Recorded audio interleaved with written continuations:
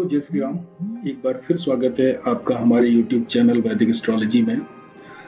दोस्तों, आशिकी हर आदमी के अंदर तरह तरह का रूप लेकर जागती है। कुछ लोग आशिकी में इतने अंधे हो जाते हैं कि वो ना ही समाज को देखते हैं, ना ही अपने परिवार को देखते हैं, और वो इतनी ज्यादा इस जाल में फंस जाते हैं कि सब कुछ अपना बर्बाद कर देते हैं। कुछ लोग तो इस तरीके के भी होते हैं, जब कहीं पर इस तरह की कोई घटनाएं हो जाती हैं, रेप वगैरह हो जाते हैं, और कुछ लोग उन लोगों को न्याय दिलवाने के लिए खड़े हो जाते हैं, तो एक तरफ वो न्याय दिलवा रहे होते हैं और एक तरफ वो खुद इन चीजों का शिकार होते हैं। जब भी उनको इस तरह का मौका मिलता है तो वो ऐसे गलत कामों को करने से पीछे नहीं हटते। तो इस तरीके की समाज में भी बहुत सारे लोग हैं। तो कहने का मतलब, ये जो इस तरीके का जो नेचर है वो कैसे आता है हमारी जन्म कुंडली में, इसके कुछ योग होते हैं। हर प्लैनेट इस तरीके के योग में शामिल हो सकता है। कोई जरूरी नहीं है कि पापी ग्रह ही इस तरह का नेचर देते हों। जो शुभ प्लैनेट हैं वो भी आदमी को इस तरीके का नेचर दे सकते हैं। अब कुछ एग्जाम्पल से समझते हैं। मान लीजिए आपकी जन्म कुंडली में राहु 7th हाउस से संबंध बना रहा हो या शुक्र के साथ में संबंध बना रहा हो, तो ऐसे लोग रात दिन अपोजिट सेक्स के बारे में सोचते हैं। उनको सिर्फ सेक्स ही चाहिए होता है और वो हमेशा उसी में ही उनका दिमाग लगा रहता है। ऐसे लोग इस बारे में सोच के और इस तरीके के उल्टे सीधे काम करके अपने गृहस्थ जीवन को बर्बाद कर लेते हैं और वो अपने पैरों खुद कुल्हाड़ी मारते हैं। तो राहु और शुक्र का मेल, या राहु अगर 7th हाउस से संबंध बना रहा हो, तो इस तरह का व्यक्ति ऐसे ऐसे कामों में इन्वॉल्व होता है। अब सूर्य को ले लीजिए। सूर्य अगर अष्टम भाव में बैठा हो, 8वें भाव से संबंध बना रहा हो और निगेटिव स्थिति में अगर सूर्य बैठा हो, तो ऐसा सूर्य शादी के बाद में उल्टे सीधे संबंधों में डालता है। व्यक्ति की शादी हो जाएगी तब भी वो कहीं ना कहीं ऐसे संबंध बना के रखेगा। एक तरफ घर में परिवार पल रहा होता है उसका, और एक तरफ वो अपना परिवार बाहर पाल रहा होता है। तो इस तरीके से ये स्थिति सूर्य करके देता है। सूर्य जितना निगेटिव होगा, उल्टे सीधे उतने ज्यादा संबंध उसके साथ में देखने को मिलेंगे। कभी कभी ऐसी सिचुएशन भी आती है कि सूर्य जब निगेटिव होता है 8th हाउस में, तो रात दिन वो शादी के बाद इसी तरीके के ख्याल उसके दिमाग में चलते रहते हैं कि मैं कहाँ संबंध बनाऊं या मैं कहाँ किससे रिश्ता ऐसा बनाऊं। तो सूर्य भी इस तरीके की निगेटिव स्थिति आदमी को दे सकता है। मंगल को पकड़ लीजिए। अगर कुंडली में मंगल निगेटिव है तो मंगल पैसा कमाने के बाद में अय्यासियां करवाता है। जितना वो पैसा कमा लेगा उतनी ज्यादा वो अय्यासी करेगा और अय्यासी कर करके सारे पैसे को बर्बाद कर देगा, और जिसके ऊपर उसने पैसे बर्बाद किए हैं उसी के दरवाजे पर वो बैठा रहेगा। कहने का मतलब यह है कि अपने सारी धन संपत्ति, रुपया पैसा, मान सम्मान सब एक लड़की के चक्कर में खो देगा और उसी का नौकर बन के उसी के दरवाजे पर बैठा रहेगा। और कभी कभी जब ये मंगल बद होता है, जब मंगल खराब हो जाता है, तब तो ये इतनी बुरी स्थिति लाके कर देता है कि जिस चीज की उसको चाहत होती है वो चीज तो उसको मिलती नहीं है, और उसके बदले में वो सारा रुपया पैसा मान सम्मान सब वो बर्बाद कर चुका होता है। तो मंगल तो इस तरह की भी स्थिति देता है। बुध को देख लीजिए। अगर बुध निगेटिव हो जाए, बुध किसी अशुभ हाउस में बैठा हो, तब तो ये ऐसी आस्की में डाल देता है कि ये ना रिश्ते देखता है ना नाते देखता है कि कहाँ इसको संबंध बनाने हैं, कहाँ इसको संबंध नहीं बनाने हैं। ऐसे ऐसे संबंध बनवाता है कि आदमी सोच के भी पागल हो जाए। अपने परिवार में ऐसे आदमियों के संबंध बन जाते हैं। अगर बुध नेगेटिव हो जाए, वो कोई रिश्ते नहीं देखता संबंध बनाने में।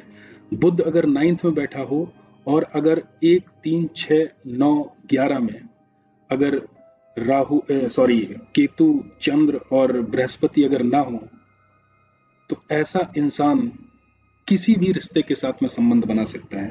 ये बेहद निगेटिव बुध माना जाता है। बुध 12 हो, उसको कुछ समझ में ही नहीं आता, उसके अंदर इतनी ज्यादा ये आशिकी की जलन पैदा होती है, उसको समझ में नहीं आता है कि मैं किसके साथ में संबंध बना रहा हूं या किसके साथ में संबंध नहीं बना रहा हूं।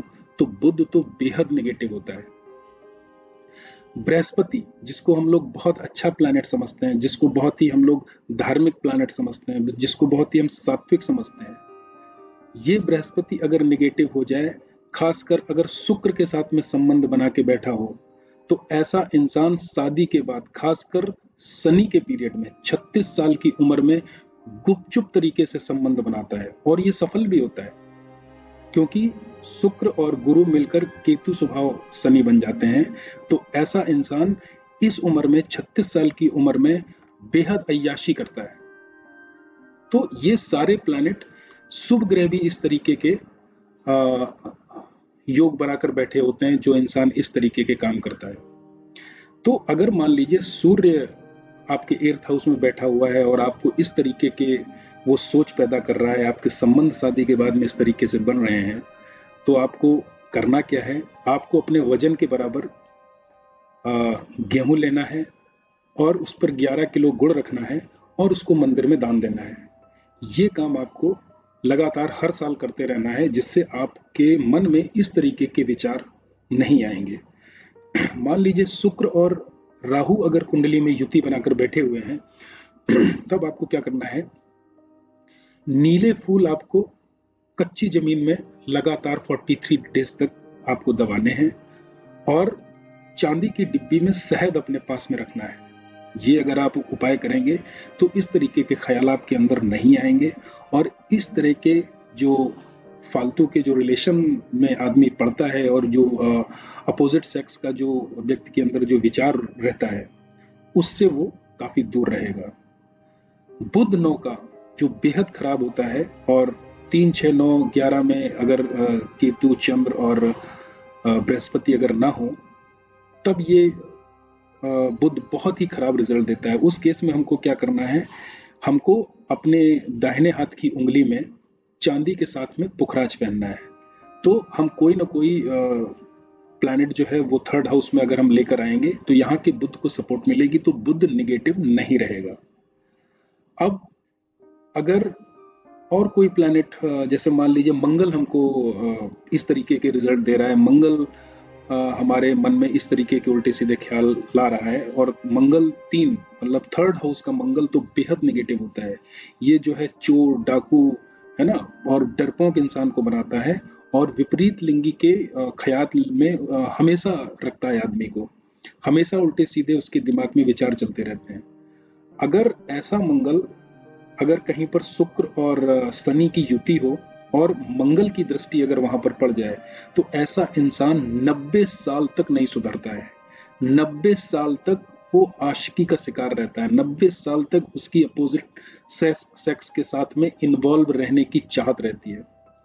तो ऐसे मंगल का उपाय करना बहुत जरूरी है। ऐसे लोगों को मीठी रोटियां तंदूर में लगी हुई कुत्तों को खिलाते रहना चाहिए। तो इससे उसको काफी हद तक इस तरीके के विचारों से उसको मुक्ति मिलेगी। तो इस तरीके के कुछ योग होते हैं जो हमको हमेशा कुंडली में देखना चाहिए, और इस तरीके के अगर योग कुंडली में बन रहे हों, तो उसका हमको उपाय करके ऐसे विचारों से हमको मुक्त रहना चाहिए। तो आने वाले वीडियोस में मैं आपको इस तरीके के कुछ और योग के बारे में बताऊंगा, और उनसे किस तरीके से हमको छुटकारा मिले उसके बारे में भी बताऊंगा। तब तक आप खुश रहिए, आबाद रहिए। जय श्री राम।